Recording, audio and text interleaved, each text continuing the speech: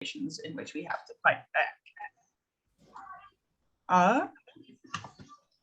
My thing does not, there it goes. Before we begin, I want to give a land acknowledgement as well. The Gender Affirming Care Policy Team lives in Chipuktuk and Wepemapatec in Mi'kma'ki, the ancestral and unceded territory of the Mi'kmaq people. This land is governed by the treaties of peace and friendship, which did not surrender land, but instead recognized Mi'kmaq title and set rules for what was meant to be a long-standing relationship between nations. We are all treaty people and have responsibilities to each other and to this land. As First Peoples have done since time immemorial, we strive to be responsible stewards of the land and to respect the cultures, ceremonies, and traditions of all who call it home. As we open our hearts and mind to the past, we commit ourselves to working in the spirit of truth and reconciliation to make a better future for all. I also want to acknowledge the 400+ year history of communities of Black and African descent in the more than 50 Black and African Nova Scotian communities. My cat wants to say hi and step on my keyboard.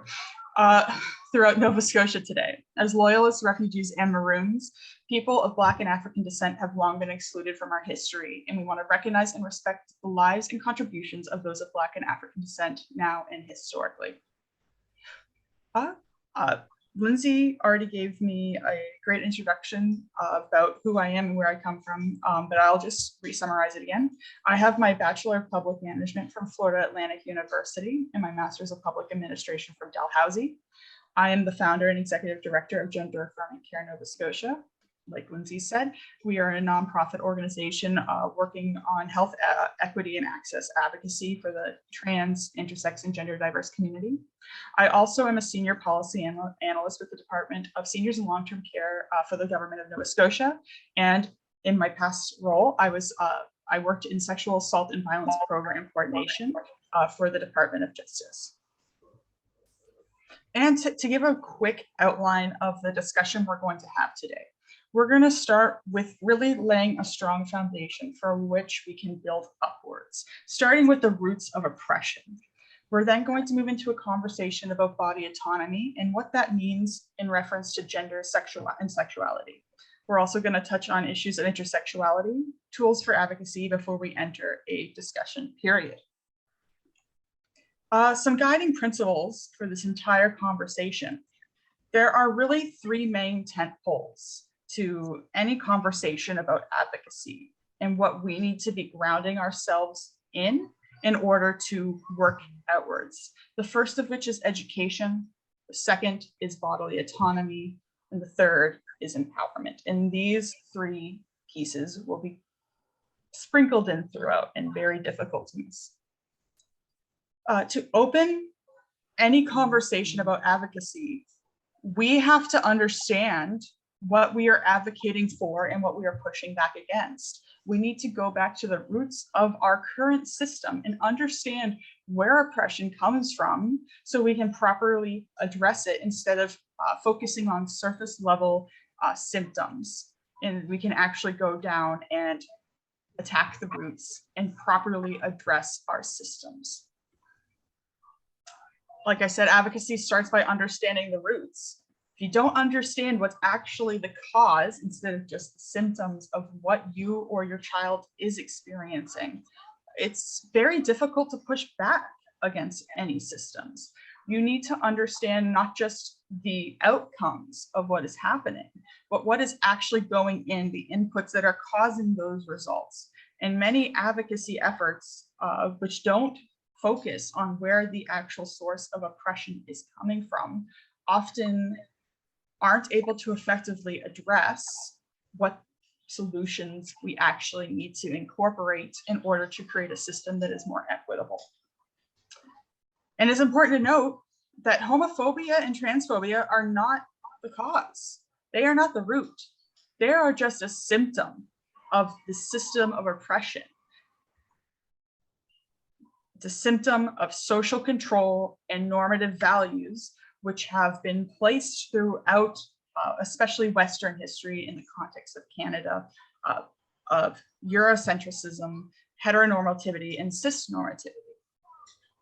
Homophobia and transphobia create what we call homomnesia and transmnesia, which are, while homophobia and transphobia are the fear of people who are or identify as either a member of the queer community. Homonesia and transnesia are the actual expression of that fear, hatred and oppression and systemic discrimination. And those are the issues that we are planning to attack when we have these conversations about advocacy. So if homophobia and transphobia are just symptoms and are not the cause of oppression, then what are we actually supposed to be looking at when we talk about queer advocacy? All aspects of our world, recognizing that a majority of our world was colonized by European powers and has had an incredible influence on global understandings of sex and gender. All aspects of our world are built on cis normativity. That is the understanding, basically, that there is a right kind of person to be, and that is someone who is cisgender and someone who is heterosexual.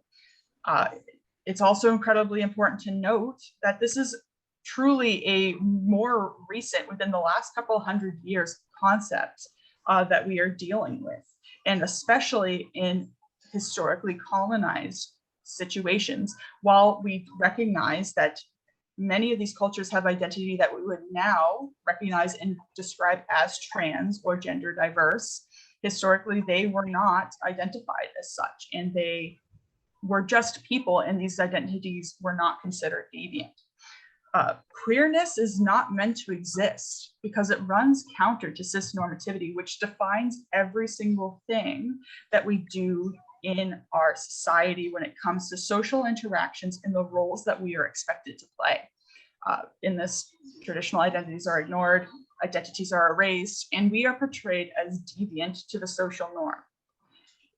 The real conversation that comes out of this is, what are we as individuals allowed to do with our own bodies and who we are allowed to be? But why? Why are we having, why are these things occurring in the first place? And the first piece of this is recognizing the role of social control. Social control is how we as a group of people or a society communicate our disapproval with the actions or behaviors of another. This helps develop norms. Normative values are what we consider normal and acceptable within our communities. And these norms in turn become self-reinforcing as your norms influence what you consider deviant and needed disapproval, which reinforce the norms. And you get a rapid and vicious circular cycle of self-reinforced discrimination and exclusion. And this is one of the expressions of power that we as a society can place on one another. Social control leads to the suppression of identity. We are separated and excluded as transgressors of cis heteronormativity here in Canada. And that turns into a denial of personhood, the idea that we are either not real, that our identities are but a mental illness that needs to be treated, or in some cases, as we're seeing more and more, uprooted and eliminated from society fully. Sorry, I have a stutter and it will show up throughout this presentation. It shows up in the punishment of deviation, and some of these are active systems of systemic discrimination, and some are just things that have happened to occur that have become self-reinforcing. Things like poverty, denial of service, denial of participation, acts of violence against communities that are viewed as deviant. With the suppression of identities, we create a hierarchy within our society. Who is allowed to hold power and who is not allowed to hold power? By excluding and targeting members of the queer community through the suppression of identity and social control, we're able to basically, as a society, maintain this hierarchy which excludes members of the queer community from power And in turn, similar to the development of norms, creates a vicious cycle in which there is no representation for a marginalized community, which leads to no policy action or negative policy action against the community, which means that the community can't get in power, and you have a vicious cycle once again. It is important to recognize the historic reality of what this is actually based in. And it is based in the control of the reproduction of labor and resources. This goes back to the historic reality of serfdom, as far back as serfdom. And I know a lot of people are surprised by that, but a lot of our concepts of sex and gender roles actually come from that period of European history where serfdom was incredibly common, in which lords primed those who controlled the land in which people worked. Their primary concern was the reproduction of labor to replace the labor force to keep learning, to basically keep working the land, ensuring a supply of low-cost labor by maintaining these hierarchies in which people are excluded from power and are expected to remain as basically a low-cost labor force. Sorry, please. Because if we allow the normalization of deviance, such as transness, such as being gay, being bisexual, all identities that fall under the queer umbrella, if we allow for the normalization of this, it undermines the whole structure. Equity and the elimination of hierarchies means that there are limited to no expectations on what an individual is expected to be or is allowed to be. And it allows all of us to live freely, whether we're a member of the queer community or not. Those in power see this potential pushback against the current system and the normalization of deviance as a threat to their control and a threat of their position of power. And that's why we're seeing incredibly direct and violent pushback against members of the queer community in the United Kingdom and the United States. And as many people don't want to acknowledge it, that is happening here in Canada as well. To start this greater conversation, we wanted to talk about bodily autonomy. Bodily autonomy is your right to make decisions and govern your own body. It is the right to exist and take up space. It is the right to self-determination, and it is the right to personhood. And these are the fundamental key pieces that we need to understand when we're fundamentally talking about bodily autonomy.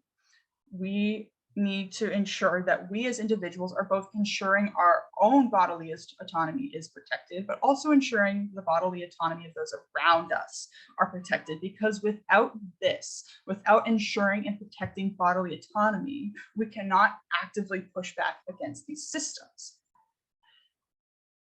The key fundamental piece to all advocacy is everyone has the right to bodily autonomy and self-determination. Systems of social control are designed to limit bodily autonomy and self-determination in order to maintain the current normative system, the current status quo, to ensure that we can basically advocate against these systems and preferably dismantle them. It all comes down to recognizing that we need to guarantee the right of bodily autonomy and the right of self-determination for all people. At the end of the day, the two questions that we have to ask in these communities, in these systems, which are incredibly homophobic and incredibly transphobic, who are you and who are you allowed to be? We have a system that says if you are born in a certain sex with certain sexual characteristics, or because of the DNA that you possess in your cellular body, you have not just pre-prescribed characteristics, physical, but pre-prescribed characteristics that are social, limitations on who we're allowed to be in relation to those around us. Who we're allowed to be comes down to Again, the right to govern our own bodies, the right to exist and to take up space, the right to self-determination, and the right to personhood. I want to cover some controls on bodily autonomy, and I promise it's going to become very clear exactly why we're spending time talking about this, because bodily autonomy is the root of all homophobia and transphobia in the West. There are 3 controls on bodily autonomy that we have in our society. The first is state to person. That is when the state tells you that you as a person are not allowed to do specific things.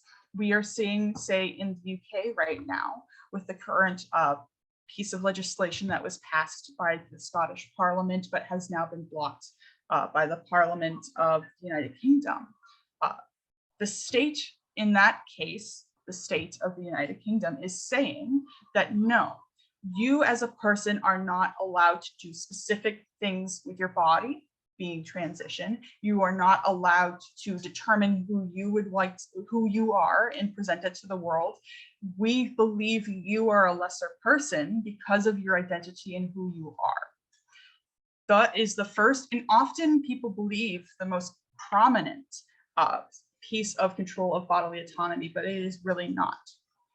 The next is society to person. This is when we move past government and the state and move into our individual communities. Often our communities, not our government or the structures around us, are what are enforcing restrictions on bodily autonomy.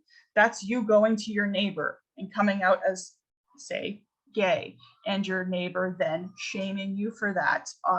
Or in more extreme cases, like what we have seen happen on in the South Shore this week, with the vandalism of the Visitor Information Center with homophobic and transphobic slurs. It is the pressure that we as groups of people place on those who are within the group, and how we control their behavior, either by encouraging positive reinforcement of specific behaviors or negative reinforcement and exclusion of others.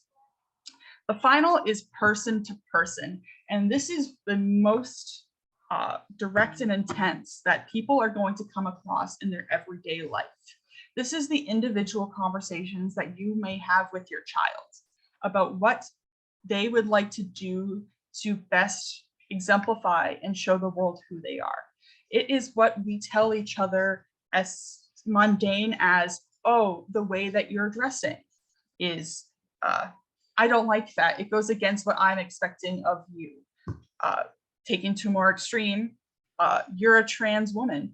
I deny the existence of trans women. The way that you're dressing, you're a man, please do not dress that way. Person to person enforcement. And these are the most harmful in many cases that people are going to experience. And that's why we need to really focus on this, because this is something that you and I participate in our daily life.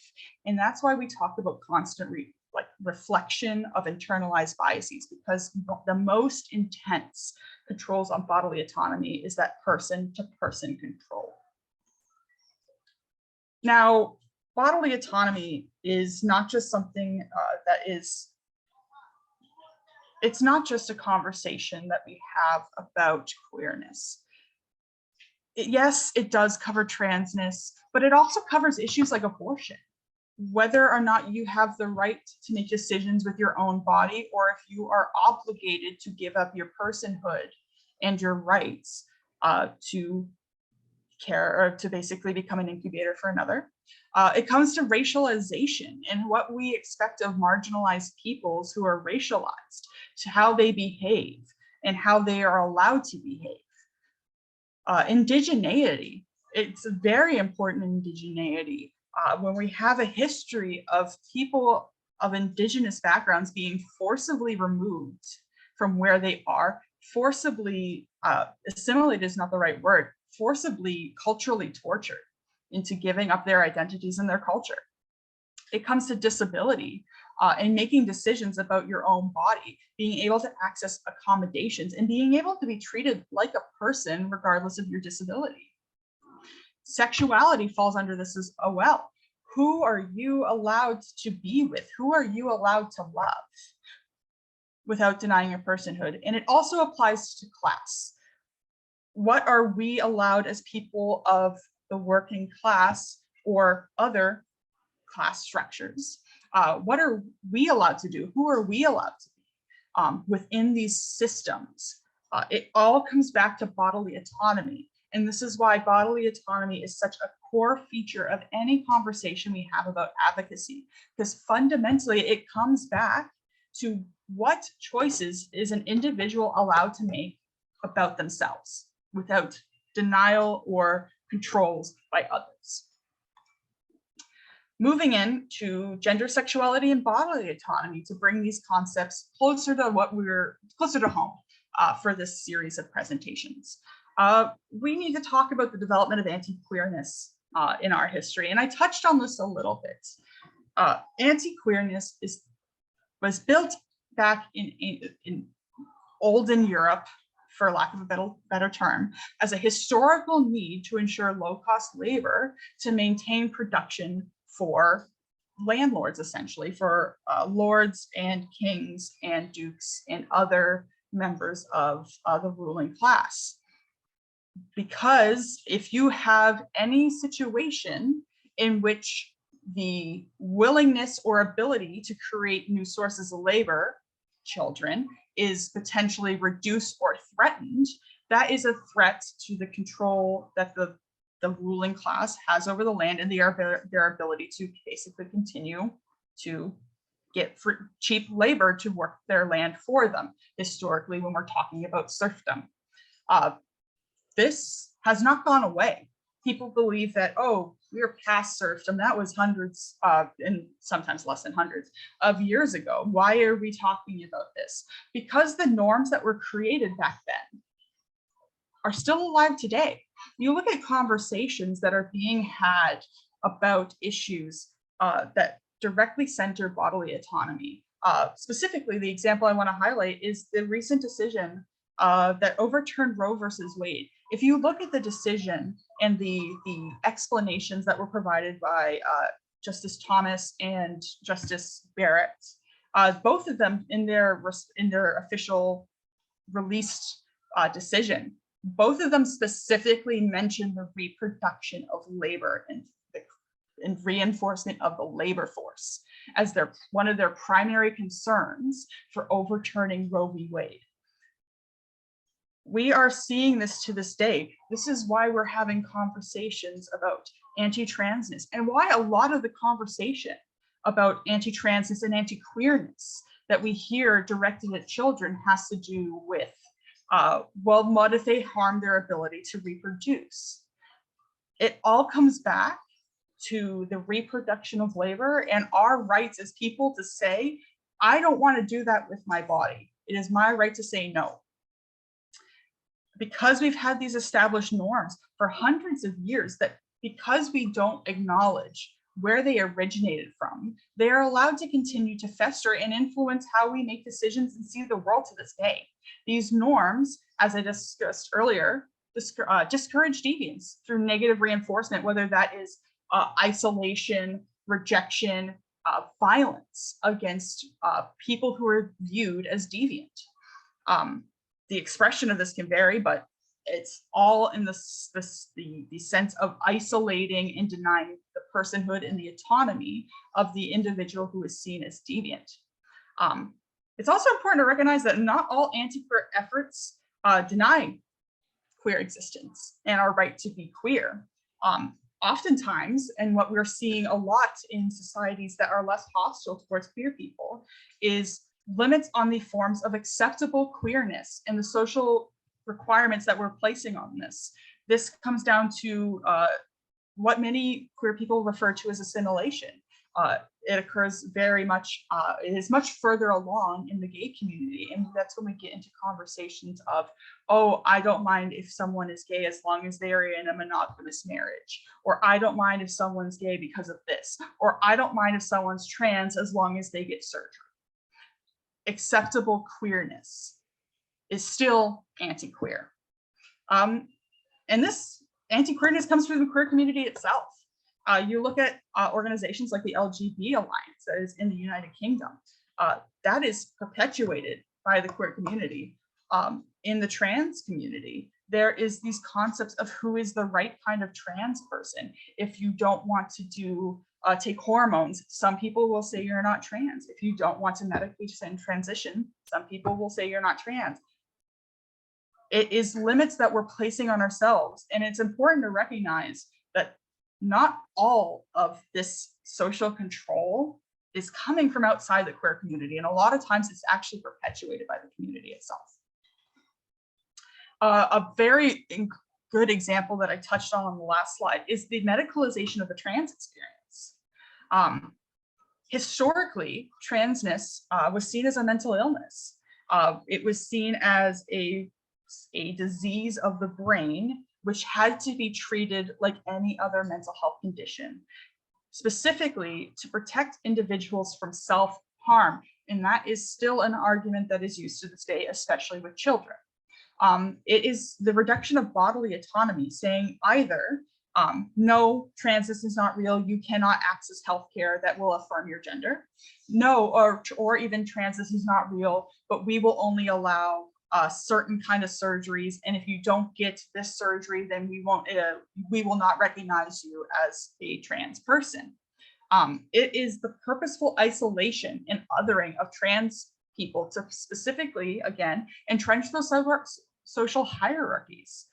Those lower in the hierarchies are targets of oppression because they provide a outgroup from which we can either encourage ourselves, or in a lot of times it's easier as people in the current modern world to look at someone else, even though we are also suffering under the system, and say, well, they have it worse, so I have it pretty well off. It's unnecessary trans suffering that we're creating, and we see it in increased rates of houselessness, in incredibly high rates of unemployment, at inability to access education, of extreme levels of violence. A lot of people don't know that trans women, 1 in 2 trans women will be the victims of sexualized violence in their lifetime. It also results in poverty. It also looks like I mentioned, the acceptable transness. A lot of gatekeeping, and if any of you are the parents of a trans person who is currently in the process of transition, you might hear reference to what is colloquially referred to as the trans test. Basically the idea, are you trans enough? This is something that has impacted me personally, because my personal medical transition does not involve the use of HRT and hormones. I have been told by members of the trans community that I am personally not trans enough. This goes back to the acceptable transness. And it is entrenching harms and even creates a hierarchy of power within the queer community and within the trans community. It outlines a single path to transition in which you are not trans unless you do all steps A through Z, even if you only need steps B, F, and S. And it also reinforces the system of binarism. It feeds back into this concept that there are only 2 genders, which is not encompassing of the entirety of human experience of social relations and social interactions relative to each other. Now, it's important to see kind of what this looks like in practice.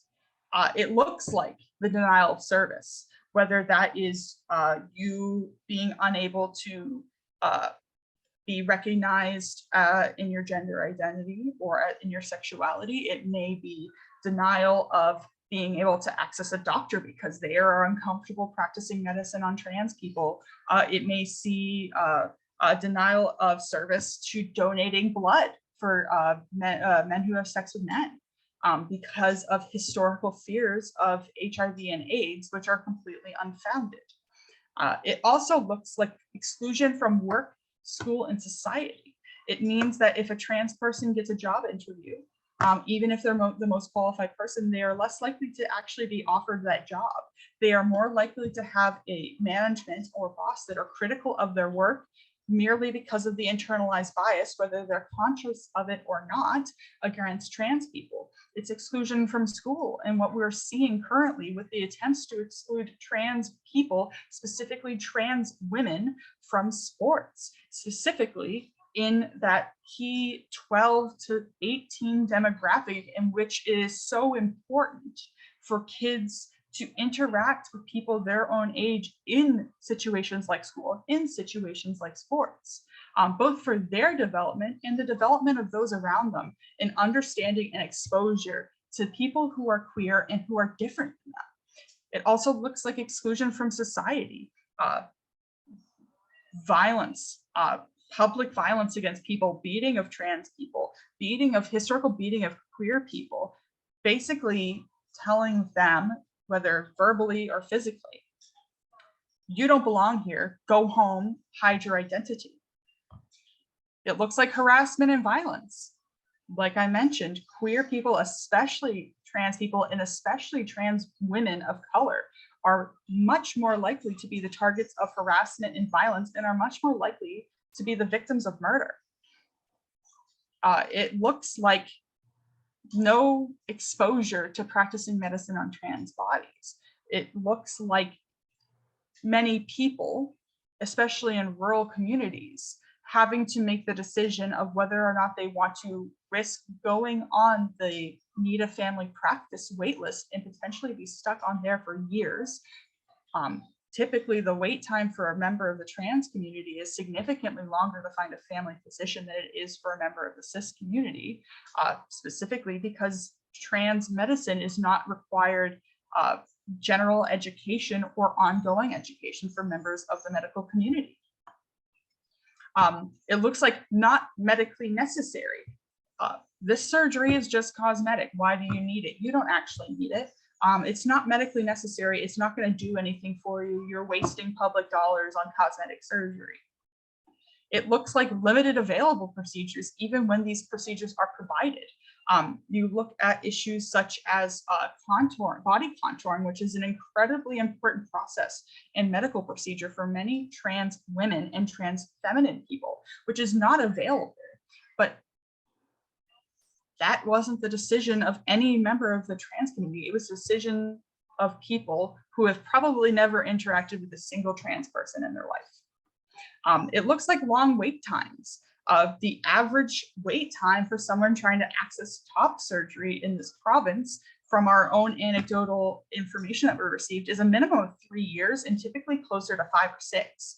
And that's from the initial consultation for a mental health assessment, to receiving your surgical readiness letter, to confirming aftercare, to getting MSI approval, to actually getting accepted into a clinic, to actually getting surgery. It looks like gatekeeping in the trans test, the idea that, oh, actually, no, we're not going to acknowledge that you're trans because you're not the right kind of trans. We're not going to acknowledge that you are gay because you are doing things a specific way. You're non-monogamous, or you are not trying to assimilate into the cis heteronormative society that we have created. It looks like another common one is bisexual erasure. The idea that an individual who identifies as under the bisexual umbrella is not queer enough if they end up in a straight facing or straight appearing relationship.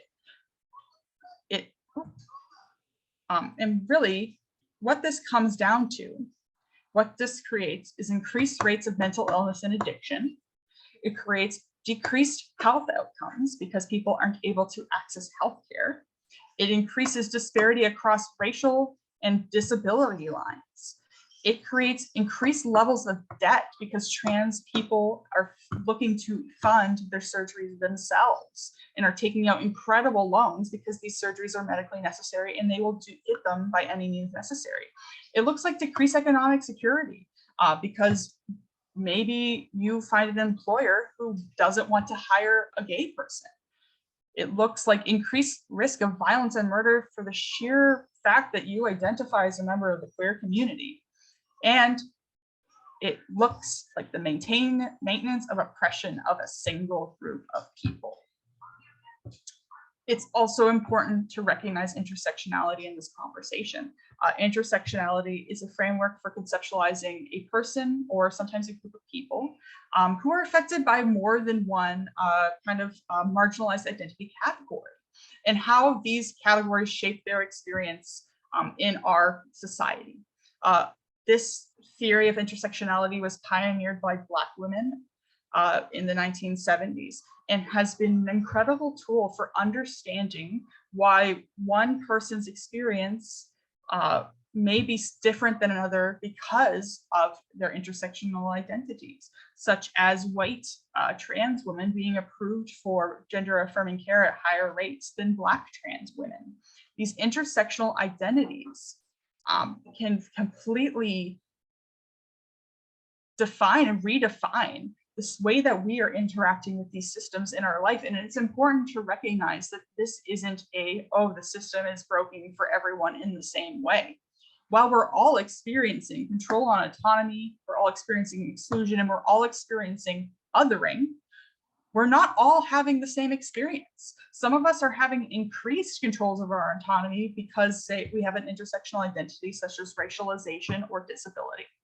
And it creates alternative paths for exclusion within the trans community, within the gay community, within the queer community as a whole. Now that we have an understanding, because it is incredibly important to understand the roots of these systems that we find ourselves in, how they were developed over time, the reason that we have the normative values that we do, and the specific things that are looked to be limited by the social controls on society.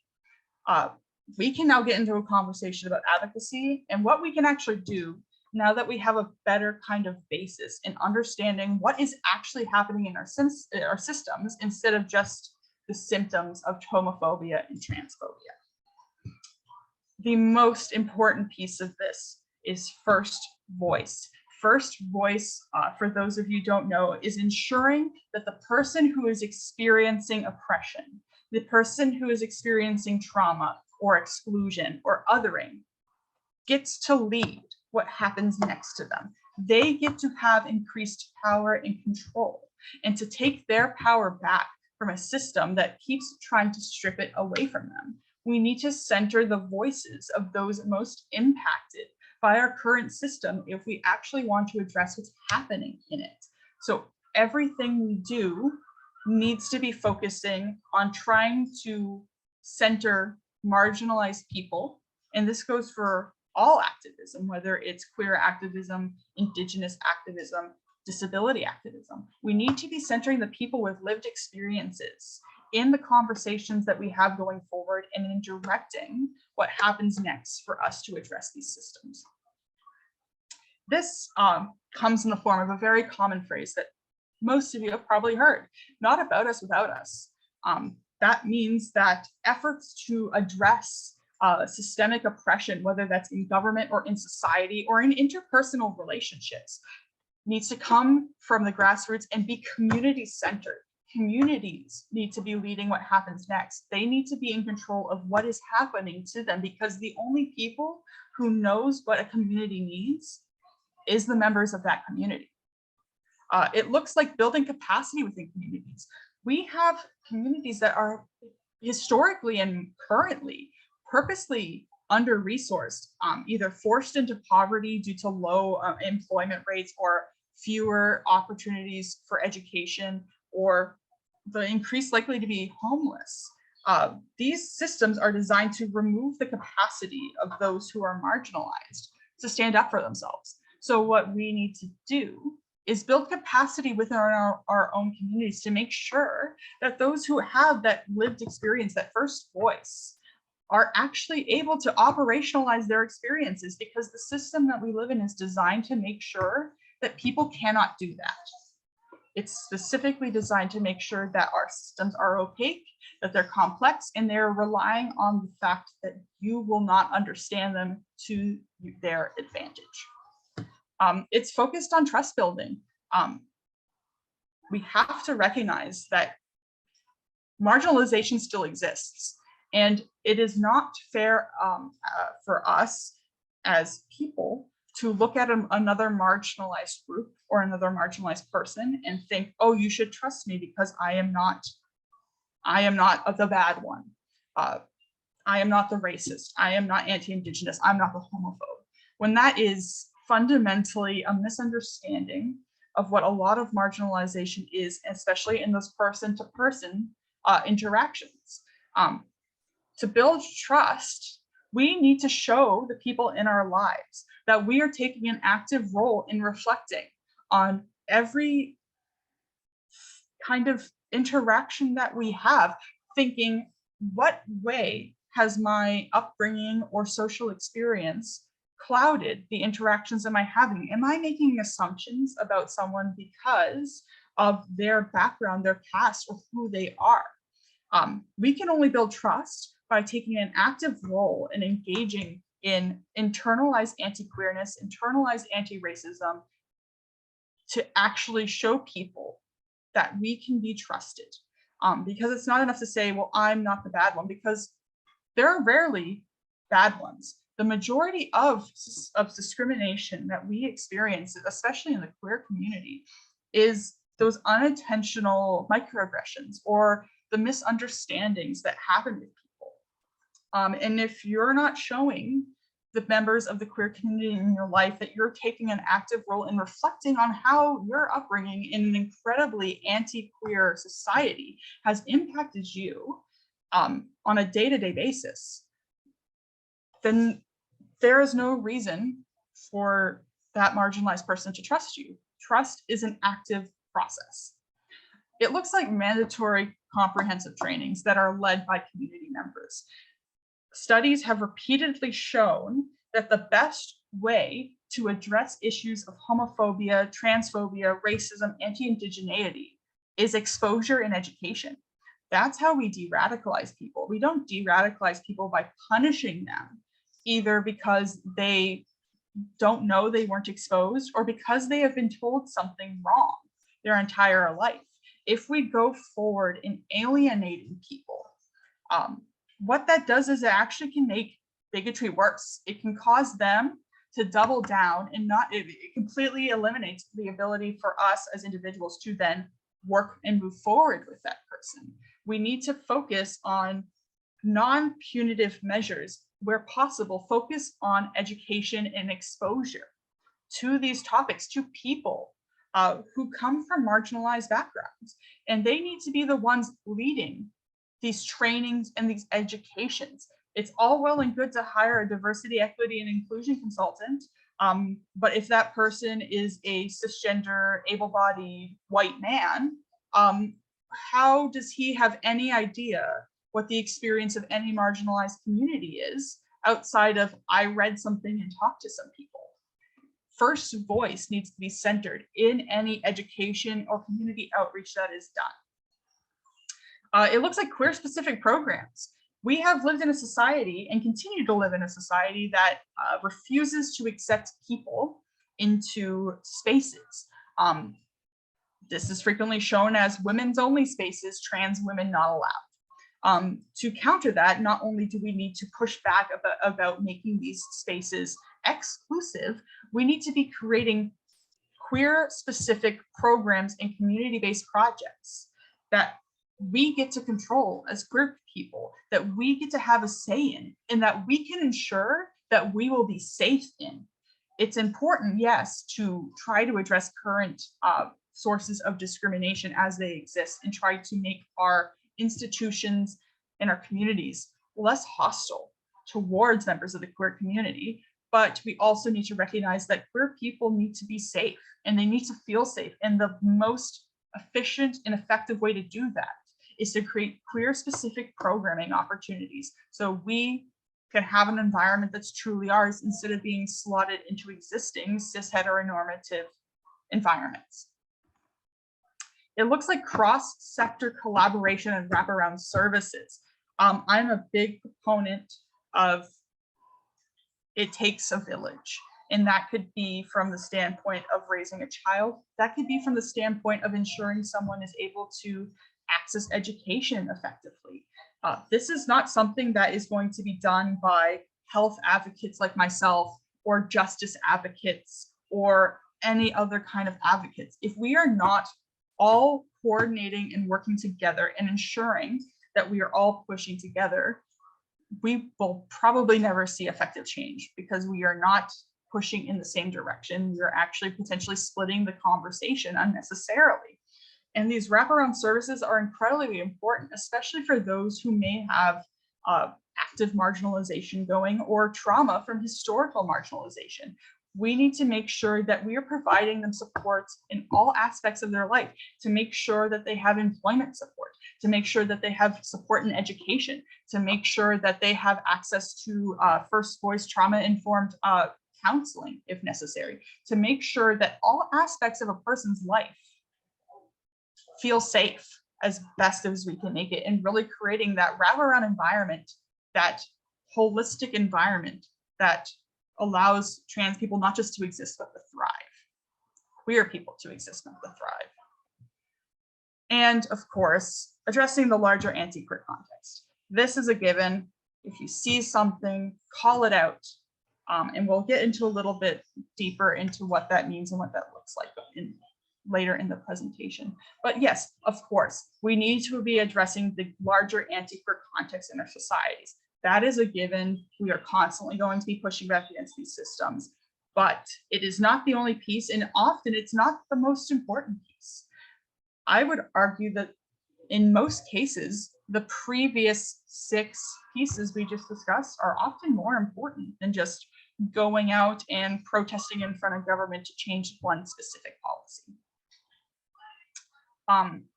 Now we get into things that to skills development and providing y'all tools as parents in advocating for your child. The first thing I always tell people that it's important to learn. It is incredibly important, and it's okay to have questions. It's okay to make mistakes. It's okay to be curious, to learn, to want to learn. That is incredibly important, and you should be happy if you're someone who has that drive. To say, I don't know, but I would like to know. But it's also important to recognize that your child is not your teacher. When you put that pressure on your child, whether they are 11 or 19 or all the way up through adulthood, it is not their responsibility to be your teacher. It is your responsibility as a parent to do your own research, to learn things on your own. It's okay to ask questions, but you shouldn't be fully relying on your child to be your teacher, because that can actually perpetuate trauma and emotional exhaustion, and can erode trust in the relationship with your child, which is very counterproductive to everything that we want to do in these processes. As a parent, you should be encouraging exploration safely. And the important part when I say safely is that you're fostering an environment of openness and honesty with your child that is led by your child. We all have been probably, I'm assuming, because everyone I know, and I have never met anyone who's had a consular relationship, often has that very distrustful relationship with their parent or guardian, at least in some aspects of your life. And I'm assuming the majority of you can relate to that too, that you don't feel comfortable talking to your parent about something or your guardian about something because you don't know if you can trust them or if you will be ridiculed or ignored. When I say safely, I mean that you are creating a safe environment for your child to come to you, to create an environment where your child is able to come to you, and that you are not going to them and trying to basically crack open a nut to get them to open up. You want to create an environment in which they feel safe to come to you and are leading these conversations about what they want to do to explore their own identity, especially when they're younger. It's the most important time for people to be able to discover who they are. We talk about this all the time, but we forget that this also applies to sexuality and gender identity. Childhood and young adulthood is when we learn who we are through trial and error, and creating that environment in which your child is able to explore and is able to communicate with you in a safe environment is incredibly important and will do wonders for everything in your relationship with your child, just generally, but especially in issues of identity exploration. It's so important in all of us to listen to your child. I know we all have the desire to protect those around you, and it's especially powerful in that child-parent relationship. But we have to recognize as a society that children are people. They are just people with fewer life experiences, but they have the best understanding of what they are feeling, what they're experiencing, what they need from either you or someone else around you or the system around you. So we need to center their voice. We need to let their first voice guide what's happening. And it's very important to not act without your child's consent on something. If your child, say, is experiencing bullying at school that is specifically queer-phobic, and they tell you that, no, I don't want to address this, or it's going to make the situation worse, or I'm not prepared to, or I need space first, and you go ahead and try to address it anyway without their consent, you're actively doing harm. You're actively limiting their autonomy, their right to make decisions about themselves. And even though they are children, they still have the right to do so.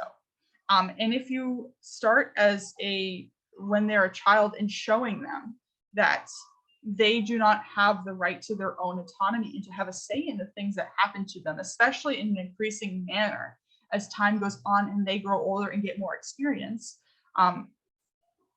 you're going to destroy that relationship, and it's going to undermine everything, not just that relationship in the sense of parent supporting a queer child. It will harm everything.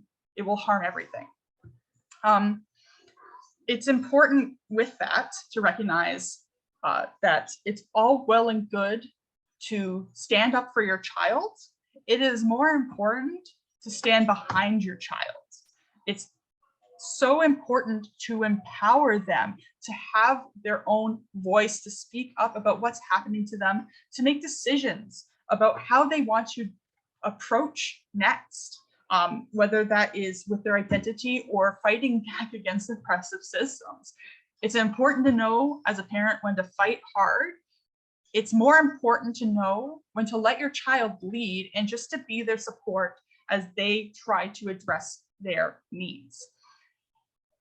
You as a parent need to feel empowered in these processes, yes, because an empowered parent creates an empowered child. And it is important as an empowered parent to recognize that we will only create empowered children who will turn into empowered adults if we allow them to feel empowered at a younger age.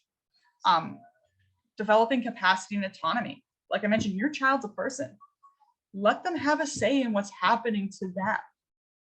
This goes for everything. And of course, there are limits to that, as again, they are people, but they are people with limited experiences. But they are the person who knows their needs best, what's happening to them best. Let them have some more say and control, especially as they get older. Not only will that build trust and allow your child to feel empowered, it will also create an adult who is able to be their own advocate, to stand up for themselves and to know what they want to do with life. It will create an adult in most cases who is more equipped to move forward, especially in environments which will be incredibly hostile to them. And one of the most important ones is when we engage in any advocacy, we do not debate queer existence or the right of queer people to exist. We don't engage with people who are saying, well, trans people aren't real or trans women are just men. We don't engage with that. We have to push internally to ourselves and to those around us that our existence as queer people is not open to debate. Your child's existence as a queer person is not open to debate. By engaging with these arguments that are fully just incorrect and morally wrong, what you do when you engage with those is you show both the person you are engaging with and everyone around them that this argument is worth engaging with. And that gives it legitimacy. And giving legitimacy helps it spread. we as a society, you as parents and advocate parents, need to recognize that you are not helping in engaging in arguments that are in bad faith. Recognize them as bad faith and refuse to engage with them. Engage in the conversations that are actually going to effectively support your child, to support the trans community, and to support the queer community, and to create a society that is actively more safe for all of us. The tools that are at your disposal. I kind of broke this down into two categories. There are tools for preventing, and there's tools in responding, and that is preventing issues of discrimination and responding to them.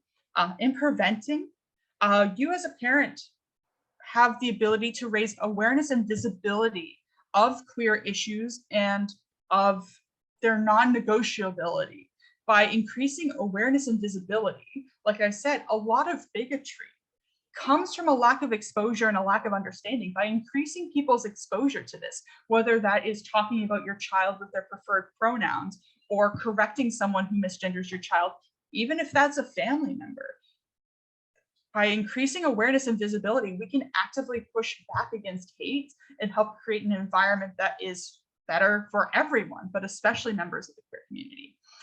For empowerment, by putting yourself and your child in situations in which you both feel empowered to stand up for yourself, to fight back.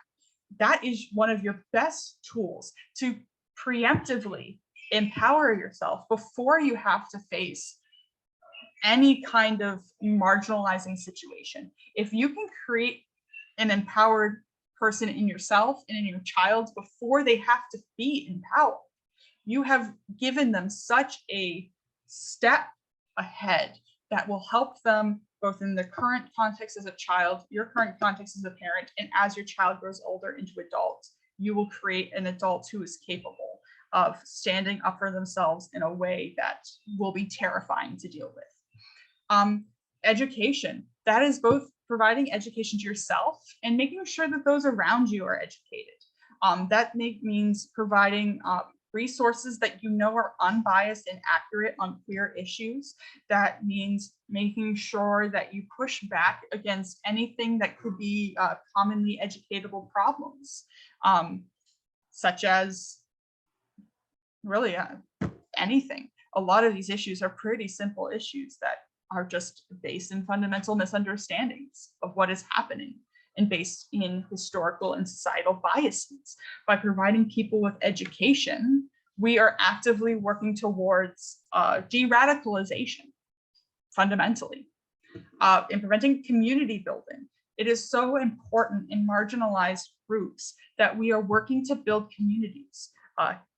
To this day, the safest place for a queer person is among other queer people. And if they do not have those spaces, you are going to create someone who is incredibly isolated, feels less empowered, feels less seen, feels less respected by society around them. So we, especially in rural contexts, where it's very, very isolating in general, but especially as members of the queer community, that we are doing our active part to build communities that are empowered and that we can feel safe in, especially if there's limited opportunities. By doing community building and making people feel safe, we can help ensure going forward that they have what they need to address anything that they are faced. Outreach is incredibly important as well. Reaching out to people who may have harmful views, who you know are probably not severely radicalized, is an excellent place to start, and doing so in a way that is non-confrontational and non-judgmental. Like I mentioned earlier, if you approach someone with a bigoted worldview and you are immediately hostile to them, they feel threatened, whether that is they are worried that they're going to be canceled or that they will lose their job. Reflecting back hostility in your own approach will in turn create more hostility, which will perpetuate a cycle in which these things just get worse and wider spread. By focusing on outreach to people who really are just either they don't understand, but not in a way that is actively aggressive and negative, or who are just going down the wrong path. Outreach is incredibly important to make sure that we can just make people feel supported. And I don't mean your child or another queer member of the community. I mean, as a whole society, we will only get better if we feel supported by those around us, and risking someone's exposure to social isolation and a punishment for deviance, in this case, homophobia or transphobia. We're just reiterating the cycle that we're trying to break in the first place. We have to approach these issues from a place of compassion wherever possible. For harm reduction, we have to recognize that we are going to experience harm regardless of queer people in our modern society. What we can do is ensure that people have the supports at home, the supports in their community, the resources, the education to help make what they are going through a little bit easier. A good example that I always use as a non-binary individual who uses they, them pronouns, I love and respect the people around me who respect my identity. But a lot of people don't really consider the fact that the majority of my social interactions on a daily basis are incredibly, they create dysphoria because they deny my identity. Creating environments in which we can help combat that, and whether that means, oh, your child was misgendered, you are the one saying, hey, their pronouns are actually she, her. Their pronouns are actually they, them, instead of having your child do it.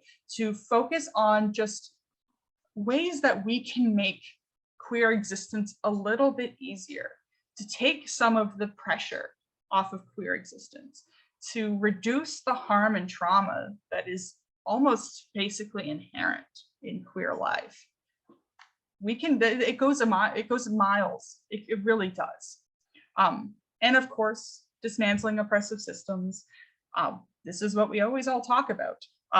Recognizing and listening to queer activists and leaders who are specifying where systems of oppression are, what the specific causes of that oppression are, whether that's policies or funding availability. Listen to them because they know what's happening, and support them in calling out the systems where they are and providing recommendations or paths to correct them. That's the best thing that we can do as people to support all marginalized people in dismantling oppressive systems, is to help center their voice, listen to them, and support them in the process of dismantling these systems that make these tools all necessary. The tools that you are more likely to use, though, are the tools in responding to discrimination or exclusion. And there are incredibly important pieces at your disposal that are incredibly powerful. The first being record keeping. Anytime you have an interaction, especially with someone in institutional place of power, be that a teacher, a doctor, a public servant, always keep a record of when your meeting was, date and time, and what was discussed very clearly. A good tool is actually to, after you have a conversation with someone, to send them an email saying, thank you for the meeting today. As per our meeting, outline what was said in that email. And ask for them if they feel like you've missed something in the descriptor of the interaction. That way, they're either able to, they're either forced to acknowledge what happened, or they realize that they've made a mistake. And it is an incredibly powerful tool later down the line, if things do escalate, to have written records of specifically who spoke to who, when they spoke, and what was discussed. I also highly recommend, and this is a common tactic across everything, whether it's employment or housing or school. Refuse phone calls from the person who is perpetuating the discrimination or oppression. Only communicate with them in writing, or if you have to communicate them over a call, make sure that there is a very extensive record of that call. It is always better to say, no, I do not want to speak over the phone. I would like to communicate over email, so there is a written record.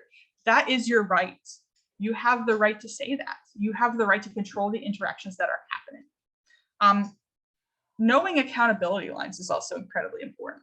A lot of how these systems keep themselves in place, they reinforce themselves, is because we as a society do not teach people in schools, in civics courses, how the systems around them actually work, including lines of accountability. If you see a teacher using discriminatory language in their classroom, whether it's against your child or another child or another teacher, and you are found that the record keeping, you have a clear established record of everything that was said and done and what, when, where, and what. Remember that you can always invoke your inner Karen and ask to speak to the manager.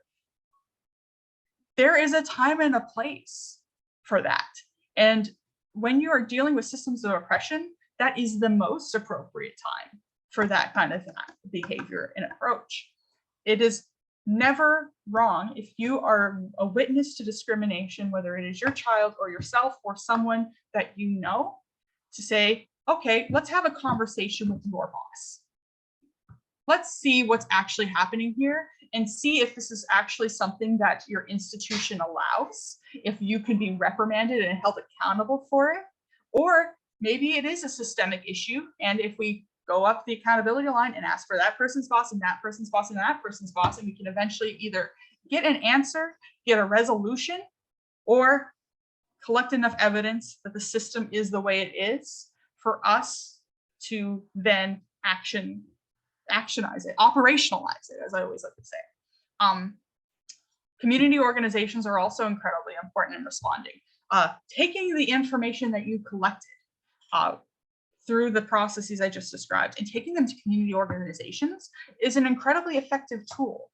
Often we, as GAC&S, we will get emails from people who are struggling to get their doctor to approve their HRT because they don't feel comfortable prescribing, even though they'll prescribe the same HRT, hormone replacement therapy, to cisgender people. They refuse to prescribe it for people who are identified as trans. If you go to a community organization and say, hey, this is what my doctor is saying, is this accurate?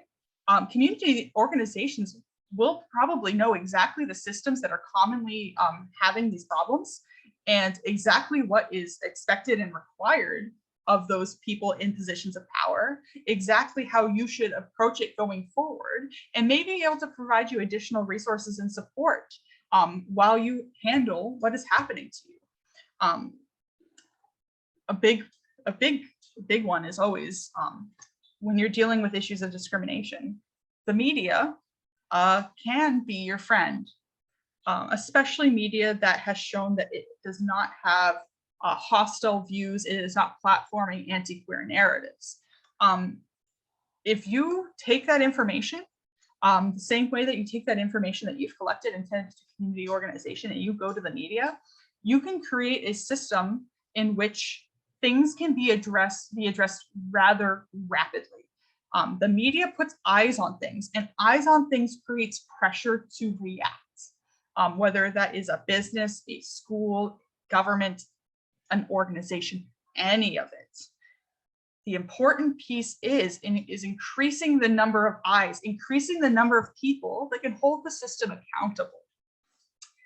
It is an incredibly effective tool as long as you're ensuring that you are utilizing media that is trusted by the queer community or that you have seen does not allow for anti-queer opinion pieces or perpetuates anti-queer narratives in their stories.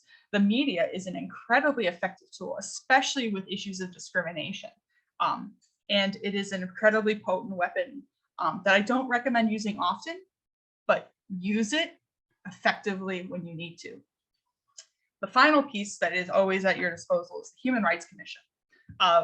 Gender identity, gender expression, and sexuality are all protected characteristics, both in the Human Rights Act of Nova Scotia and the Human Rights Act of Canada. If you are experiencing if you're experiencing or you're witnessing or your child is experiencing systemic discrimination that is not being addressed by going to a community organization, is not being addressed by going to the media for changes, the Human Rights Commission, you can file a human rights complaint. You can hold these systems accountable. And the nice thing about human rights complaints is our system of law in Canada is one that is established on case law, meaning that if, say, you take a case of discrimination to the Human Rights Commission and they rule that your specific case, yes, was discriminatory, one, it creates a precedent that anyone else who experiences the same thing that you did and won your case for is going to get the same result, and they no longer have to fight as hard. It also creates clear lines of potential restitution, especially for people who have been traumatized by their experience, or who have lost money, or who have lost anything because of this experience. That is an incredibly important part of it too. Most importantly, though, it will create a legal obligation if it is found that there is discrimination for the institution to address it. They will be legally required to address it. And that is the most effective thing you can do. The most effective thing that we can have is to say, yes, this specific case is discrimination, and this is the required response to it. That is the best, most effective tool that we have in Canada if we want to actively push back against oppressive systems. The most important tool that you as parents have, however, is skepticism. Like I mentioned before, a lot of these systems rely on the fact that we don't know how they work, that we were never taught how they work. They purposely rely on that because they know they are at an advantage and you are at a disadvantage in the interactions that you are having. Be a skeptic. Do not believe what people are telling you. Always question any response that has to do with the topic of discrimination, marginalization, anything related to that. Question it, push back. Ask for clarity, ask them to specifically cite where in their policy or in the law or where they are getting their, what they are saying or what they are telling you, specifics. Ask them to outline it for you. Ask them to explain it for you. Ask them to send you the documents. Question everything. Do not believe them because they are working from the assumption that you do not know, because honestly, most of us don't know because we were never taught it, and we were never taught it purposefully. So even if you don't know, always question it, because often, especially when an organization or institution is trying to push back against narratives of that they are perpetuating discrimination, they are relying on the fact that you don't know. And even if you don't know, always be skeptical. Always be skeptical, because at the end of the day, even if you don't know, you can find out just by asking them to back up what they're saying and question everything that they are doing and telling you. When we are approaching specific discrimination situations and specific systems, we have a process that we talk about with my organization of breaking it down and building it back up. In breaking it down, we are determining the specific pieces of an act of discrimination or a systemic discrimination issue. We are breaking it down to its fundamental pieces so that we are able to clearly and articulately go back and address these problems. The questions that you should be asking are, who is oppressing? Is it an organization? Is it an individual? Who is specifically involved? What is the source of their authority? Where do they have the right to do this? Whether that's government, whether that's a teacher. What is the source of their authority for what they are doing? What is their justification? Who is being oppressed? And it's important to reflect upon who is actually being oppressed. And this is when we get back to intersectionality.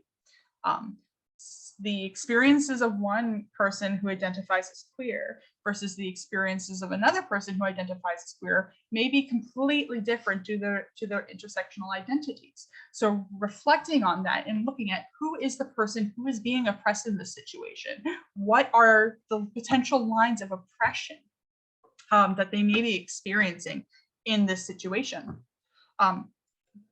Ask yourself, what are they attempting to limit? Specifically, are they attempting to limit expression, the ability of your child to express their identity or just express themselves in general?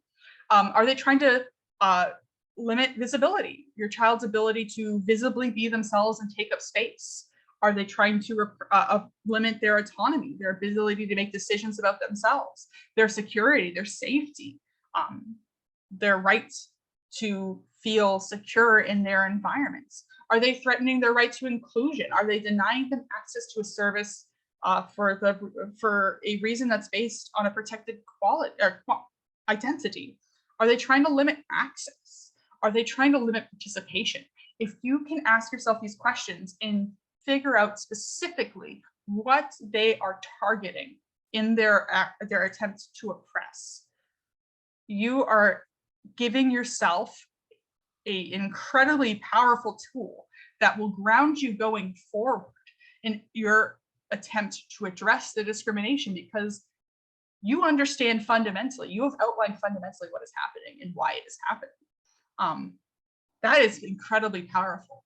That it provides you a root from which that you can stand on, that you can grow from, and you can push back from. Also ask, what exactly is their reasoning? What reason do they give for what is happening? And also ask, what are the lines of accountability here? Who is their boss? Is there a regulatory body? Is this a public servant that may have certain accountability requirements? Who are they accountable to? And someone is always accountable to someone, whether that is a manager, whether that is a director, or whether that's to the general public. Everyone is always accountable to someone. Always outline the potential lines of accountability for the source of the discrimination, the potential line of accountability there, and their line of accountability, and work your way up. Because everyone is always accountable to someone in acts of systemic discrimination. When we build it back up, now that we have fully broken down to the barest bones, what is happening and why? We're going to build it back up, record everything. We're going to start creating a record of everything that is specifically related to what is happening. That's names, that's dates, that's what is said, like we discussed before. Requests for joint meetings with the person who is perpetuating the discrimination and their line of accountability. Have them repeat what they are telling you to their boss in a collective environment, and see how that changes the conversation. Because oftentimes, as soon as you put that pressure of having a line of accountability there, suddenly people aren't as comfortable saying what they said before. And that sometimes that is enough. Highlight the basis of their argument. Ask for their perception about their position, and ask it frequently throughout the process.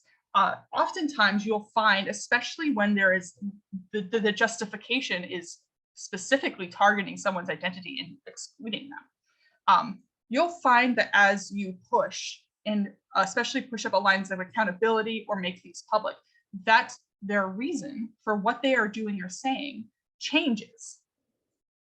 Look for those changes, record those changes, and use their words against them. If they are suddenly saying, oh, at the beginning, they're saying that, oh, this is why I'm doing one thing, and they've completely changed their reason 2 months later, highlight that, because that can be used as evidence against them when they potentially have to go, if say you go to the media, or if you go to a human rights commission, suddenly they have to explain why they suddenly changed what they were saying as soon as someone tried to hold them accountable. Sorry. The squeaky wheel always gets the grease. When you're dealing with systems of oppression, they're going to try to ignore you. They're going to try to make the tasks arduous. They're going to try to exhaust you and bury you and make you give up in a war of attrition. The squeaky wheel gets the grease is a mantra for a reason, because it is true. If you are finding that processes are taking too long, if you're taking too long to get responses from emails from everyone, if you're finding that things are going incredibly slow to investigate something, anything that you believe is being delayed, or you are purposely being basically tried to be worn down, be the squeaky wheel. Complain constantly, ask for updates, ask for clarification of why something is delayed. Always ask for more clarification, because the more times you can get the oppressor on record about what is happening and why, the better you are protecting yourself and your child and are able to weaponize that against them.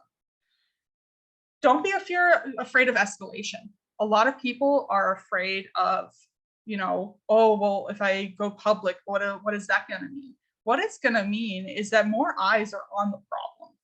That what it means is that there's going to be incredible amounts of pressure on the oppressor to either correct the behavior or to double down and show their cards. Never be afraid to escalate. Always be ready to pull a Karen and speak to the manager or go public. Publicity is one of your best tools, because once you get someone on the public record, once you get something out there in the public, it's no longer hidden. It's no longer hidden. It can no longer be denied. And it forces either for the situation to be addressed, because suddenly, let's think back to the discussion we had on social controls. Suddenly, society is pushing back on that person and telling them that this is unacceptable. And sometimes that's enough to get the thing to stop. If not, then you at least have eyes on it that you can use going forward. And finally, it is important for everything that we do in advocacy to be grounded in solidarity. That means recognizing that many of the struggles that all marginalized groups are facing are rooted in a lot of the same causes. Majority of the time, it is rooted in that conversation about control of labor. If we stand in solidarity with each other, we will become a force that is terrifying for oppressors to reckon with. One of the greatest fears of people in power who are actively oppressing is that suddenly the people that are oppressing are going to band together and push back hard. Standing in solidarity with everyone who's oppressed, whether that's queer people, racialized people, people who are experiencing homelessness and poverty, people who are suffering from mental health issues, all of it. Stand in solidarity with those who are oppressed, because the more we stand together, the harder it is for the system to push back against us. The most important phrase in your toolbox is, can I get that in writing? Always get it in writing, what the person is saying, why they are saying it. Get a written record. And if you cannot get a direct written record from them, create your own written records. It is the most important thing they teach you in advocacy work. Always have a record of specifically what was said, who said it, and when it was said. It is an incredibly impactful tool that will help you in all aspects of advocacy. Never allow a situation to go unrecorded, because if you do, then it becomes a conversation of, well, he said, she said, or they said, and it becomes harder for you to concretely stand on the foundation that you've built in your advocacy. You need to back them into a corner. You need to back oppressors into their corner. You need to use records of their own words against them. And the more times that you can get them on the record saying things, the more ammo that you have to push back against oppression. when we talk about fighting back against oppression, it is a common belief actually in Canada that voting is the only valid form of political participation and activism.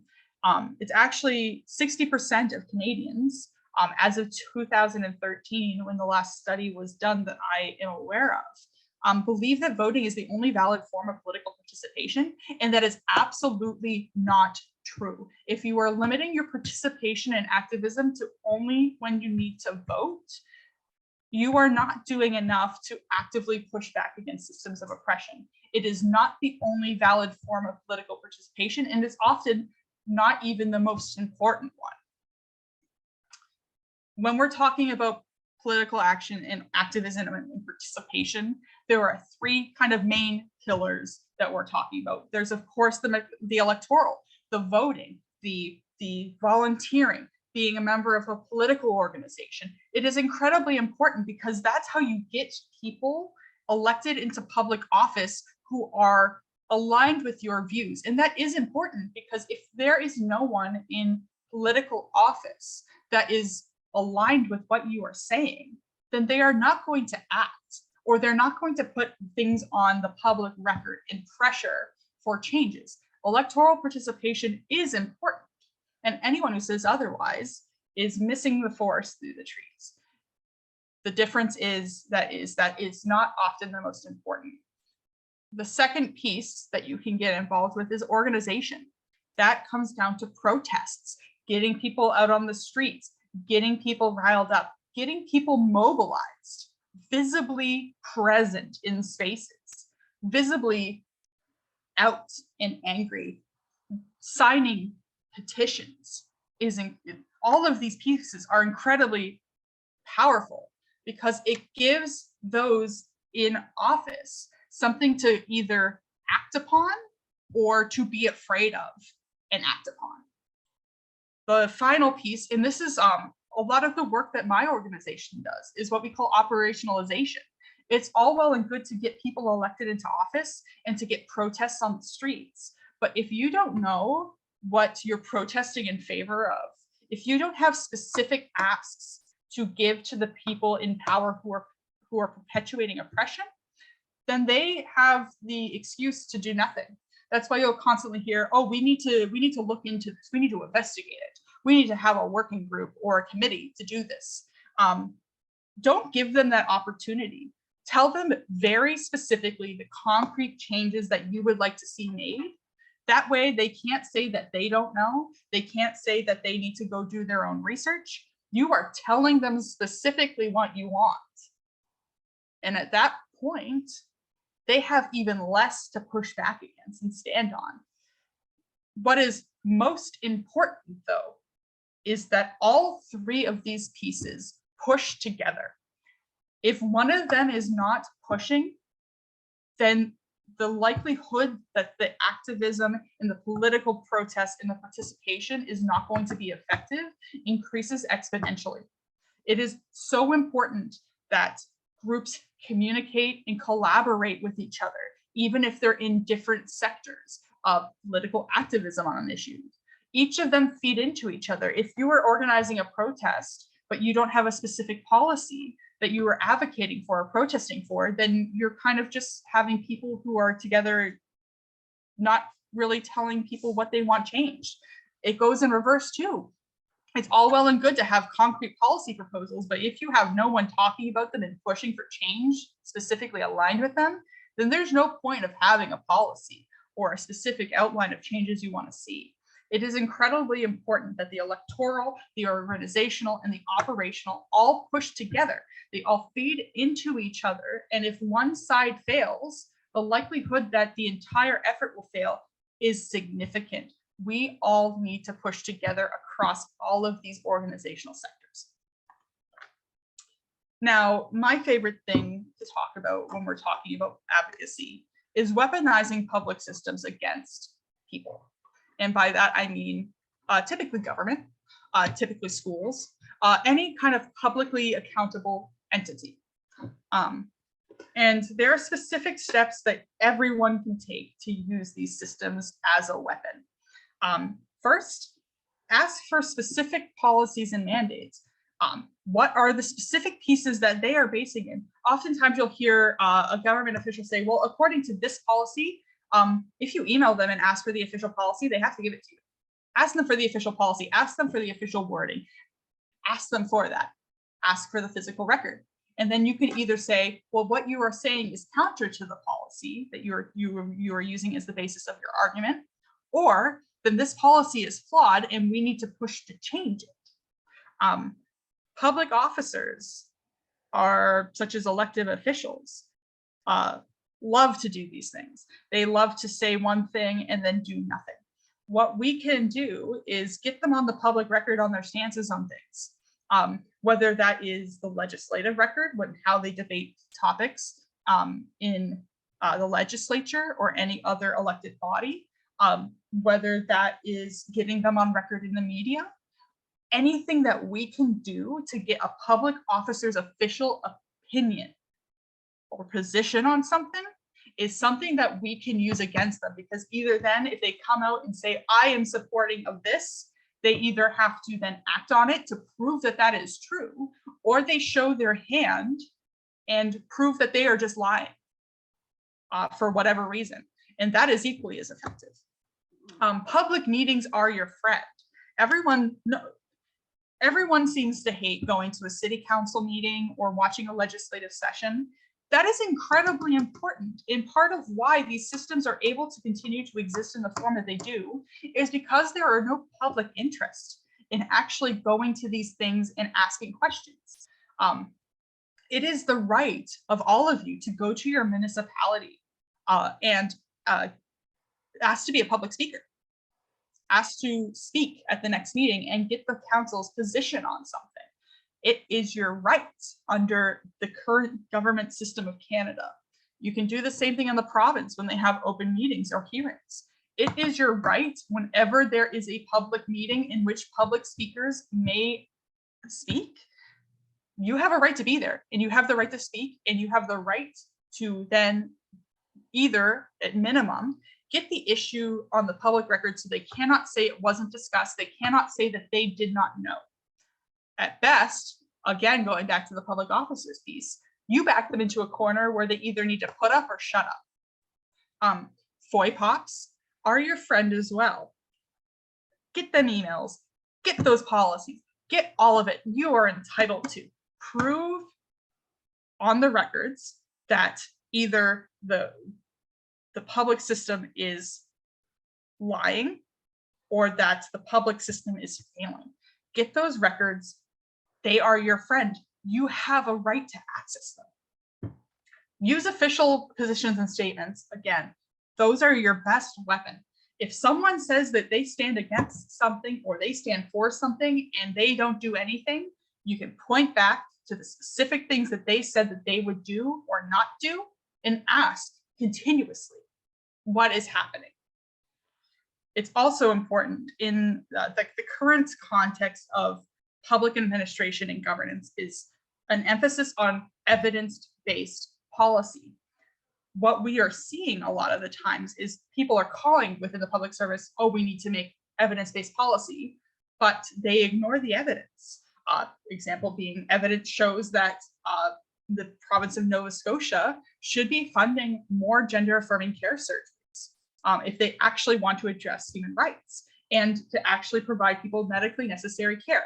The evidence shows consistently that denying people access to this care causes irreparable harm. It causes increased debt.